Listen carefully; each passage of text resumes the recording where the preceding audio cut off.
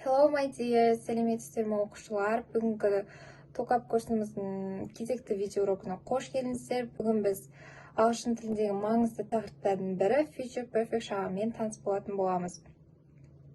Future perfect шағы, яғни болашақта белгілі бір уақытқа дейін аяқталатын әрекеттерді білдіреді. Бүгінгі сабақ барысында біз future perfect'ның құрылымын, қолданылу жағдайларын, негатив және question sentence'дарды қарастыратын боламыз. Бірінші құрылымына келетін болса, яғни формуласы subject бастауыш plus will have plus past participle, яғни етістіктің үшінші формасы. Мысалы, I will have finished the project by tomorrow. Мен жобаны ертеңге дейін аяқтап қоямын дейді. Яғни белгілі бір уақытқа дейін әрекетті аяқтау туралы.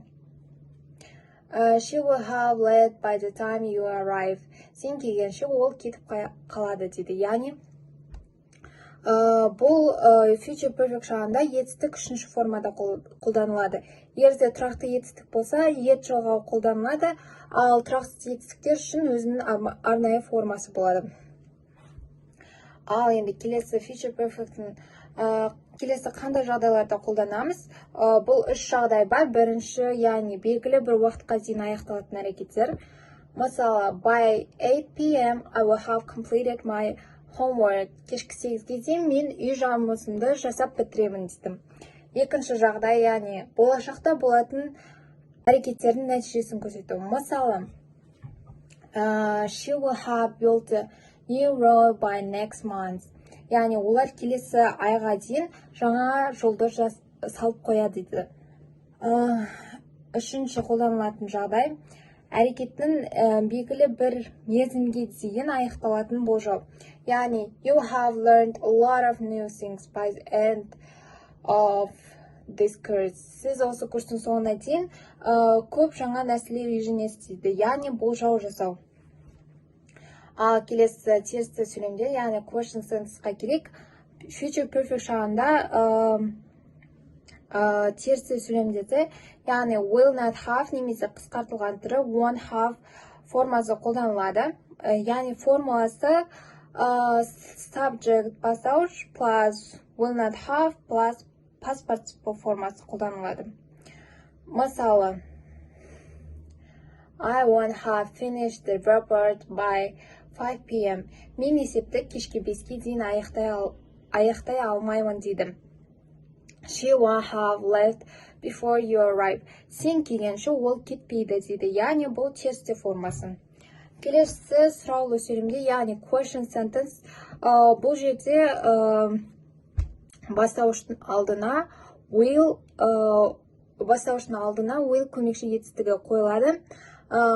Яғни формуласы will plus subject бастауыш plus have plus past participle формасы. Мысалы, will you have completed the project by tomorrow? Сен жобаны ертеңге дейін аяқтайсың ба дейді. Will they have arrived by 8 o'clock? Олар таңғы 9-ға дейін келе ме дейді. Яғни question sentence формасы. Келесі future perfect шақтың қолдану ерекшеліктеріне келетін болса, яғни бұл жерде екі ерекшелік, яғни белгілі бір уақытқа дейін аяқталатын әрекеттер көрсету үшін by next week I will have completed all my segments. Келесі аптаға дейін мен барлық тапсырмаларымды аяқтап қоямын дейді. Уақыт аралығы ішінде аяқталатын әрекеттер, яғни in 2 years you will have graduated from university. О 2 жыл ішінде университетті бітіріп шығады дейді.